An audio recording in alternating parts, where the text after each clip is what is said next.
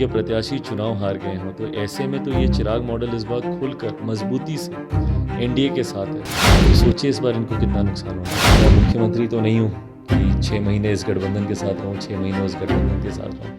नमस्कार, आप देख रहे हैं लाइव सीरीज। मैं हूं आपके स्ताश शिवम। बिहार विधानसभा के एक सीट कुर्नी में 5 दिसंबर को उपचुनाव होने वाले हैं। ऐसे में कल कुर्नी में उप मुख्यमंत्री तेजस्वी यादव के साथ साथ जेडीयू के राष्ट्रीय अध्यक्ष ललन सिंह और बिहार के पूर्व मुख्यमंत्री जीतन राम मांझी पहुंचे थे और वहां पर उन्होंने महागठबंधन के प्रत्याशी के लिए चुनाव प्रचार भी किया। ऐसे में इस वक्त हमारे साथ लोक जनशक्ति पार्टी रामविलास के राष्ट्रीय अध्यक्ष चिराग पासवान है, उनसे बात करेंगे। चिराग जी, आपने तो भारतीय जनता पार्टी को समर्थन कर दिया है, आप चुनाव प्रचार में कब जा रहे हैं? मुझे लगता है शायद 3 तारीख का कार्यक्रम तय हुआ है। लोक जनशक्ति पार्टी रामविलास की बिहार इकाई और भाजपा की बिहार इकाई के साथ बातचीत हुई है और 3 तारीख को लेकर एक जनसभा वहाँ पे आयोजित की जाएगी। उसी में ही मैं जाऊँगा, पर उससे पहले लोक जनशक्ति पार्टी रामविलास के हमारे तमाम राष्ट्रीय पदाधिकारी, कई हमारे उपाध्यक्ष, कई हमारे राष्ट्रीय सचिव, महासचिव और साथ में बिहार के हमारे जितने तमाम वरिष्ठ नेता हैं, उन्होंने ऑलरेडी वहाँ पे कैंपिंग और कैंपेनिंग दोनों उन्होंने वहाँ पे शुरू कर दी है। 3 तारीख को मैं खुद भी जाऊँगा वहाँ सभा में। कल तेजस्वी यादव पहुंचे थे, मंच से कह रहे थे कि बीजेपी वाले अभी भी मुझे फंसाना चाहते हैं, जेल भेजना चाहते हैं।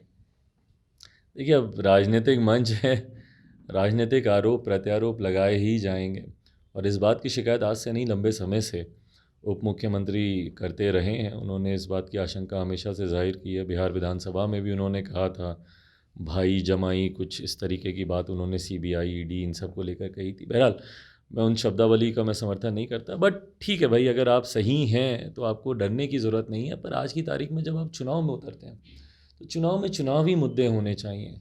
व्यक्तिगत लड़ाई नहीं है भाई ये। यहाँ पे आप अपने लिए या अपने परिवार की आप लड़ाई नहीं लड़ रहे हैं, आप प्रदेश की बात कर रहे हैं। तो ऐसे में ज़रूरी है प्रदेश के मुद्दे आपको जवाब देना चाहिए भाई। 10 लाख रोज़गार की आपने बात की थी, उसका क्या हुआ? इन तमाम बातों पर अपने पक्ष को रखना चाहिए। तो मुझे लगता है कि जो जनता से जुड़े हुए विषय हों उसको राजनीतिक मंच से उठाना ज़रूरी है। ललन सिंह कह रहे थे कि 2025 तक बिहार से और पूरे देश से भाजपा को मुक्त बनाना है और इसकी शुरुआत कुर्नी से ही होगी। और उनकी पार्टी को मुक्त होने से कौन बचाएगा? उनकी पार्टी जिस तरीके से चिराग मॉडल, भाई ये तो उन्होंने ही कहा था, मैं तो नहीं कह रहा। उन्होंने खुद कहा था कि चिराग मॉडल की वजह से उनकी पार्टी का ये हर्ष हुआ। तो जहाँ एक चिराग मॉडल ने मात्र ने उनकी पार्टी को तीसरे नंबर की पार्टी बना दिया, वो आधे से ज़्यादा उनके प्रत्याशी चुनाव हार गए हों, तो ऐसे में तो ये चिराग मॉडल इस बार खुलकर मजबूती से एनडीए के साथ है। तो सोचिए इस बार इनको कितना नुकसान होने वाला है। एक सवाल है, बिहार नगर निकाय चुनाव के तारीखों का एक बार फिर से ऐलान हो गया है। ऐलान होते ही जेडीयू के तमाम बड़े नेता कह रहे हैं कि इसमें जेडीयू की जीत हुई है। इसमें जीत और हार क्या भाई? मतलब आप क्या उम्मीद कर रहे थे कि चुनाव क्या कभी नहीं होंगे? चुनाव तो होने ही थे ना भाई। हाँ,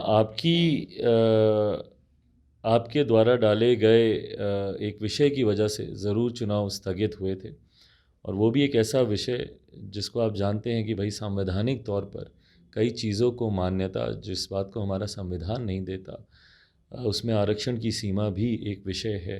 तो अगर ऐसी बातों को अगर आप मुद्दा बनाकर अपने राजनीतिक लाभ के लिए आप लाते हैं, जिसकी वजह से चुनाव स्थगित होते हैं, ऐसे में उन प्रत्याशियों का की सोचिए जिन्होंने पूरी मेहनत कर दी थी प्रचार प्रसार में, तो कहीं ना कहीं उनका जिस तरीके से नुकसान हुआ, ऐसे में चुनाव पुनः होने ही थे। तो इसमें किसी की जीत और हार का विषय नहीं आता है। पर कह रहे हैं कि जो बीजेपी है वो अति पिछड़ा का विरोध करती है, वो कभी नहीं चाहती है कि उन्हें आरक्षण मिले।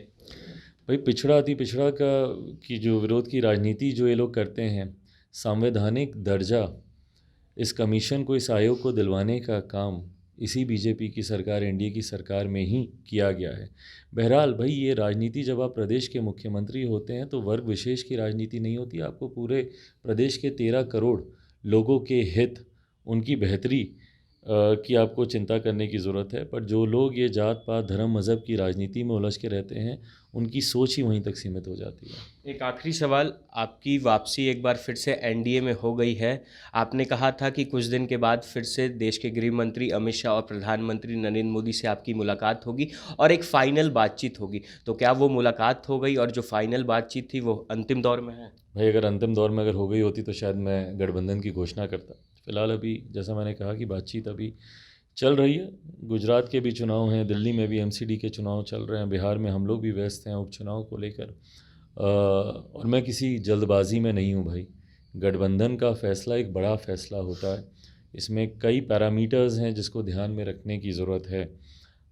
मैं मुख्यमंत्री तो नहीं हूँ कि 6 महीने इस गठबंधन के साथ रहूँ, 6 महीने उस गठबंधन के साथ रहूँ। मेरे नेता जब जिस गठबंधन के साथ रहें, पूरी ईमानदारी से, मजबूती से लंबे समय तक उस गठबंधन के साथ रहें, उन्हीं का अंश हूँ। तो इसलिए मैं भी नहीं चाहता कि जल्दबाजी में गठबंधन को लेकर कोई फ़ैसला लूँ। तो एक बार अच्छे से, और अभी क्योंकि हम लोग उपचुनाव में, और हम लोग पहले से ही ये घोषणा कर चुके हैं कि उपचुनाव में लोक जनशक्ति पार्टी रामविलास एनडीए के प्रत्याशियों का समर्थन करेगी, तो फ़िलहाल हम लोग भी इस तरफ ही व्यस्त हैं। तो एक बार इन तमाम बातों से फुर्सत पाकर इत्मीनान से गठबंधन को लेकर चर्चा होगी, विस्तार में चर्चा होगी, और जब ये चर्चा सकारात्मक मोड़ पर पहुंचेगी तो ज़रूर इसकी घोषणा भी की जाएगी। चलिए, हमारे साथ लोक जनशक्ति पार्टी रामविलास के राष्ट्रीय अध्यक्ष चिराग पासवान थे, जिन्होंने सभी सवालों का जवाब भी दिया है और कहा है कि एक बैठक होगी, बैठक के बाद ही कुछ निर्णय लिया जाएगा। बहरहाल अब बने रहे हमारे साथ। अगर आपने हमारे चैनल को सब्सक्राइब नहीं किया है तो जल्द से जल्द सब्सक्राइब कर ले। धन्यवाद।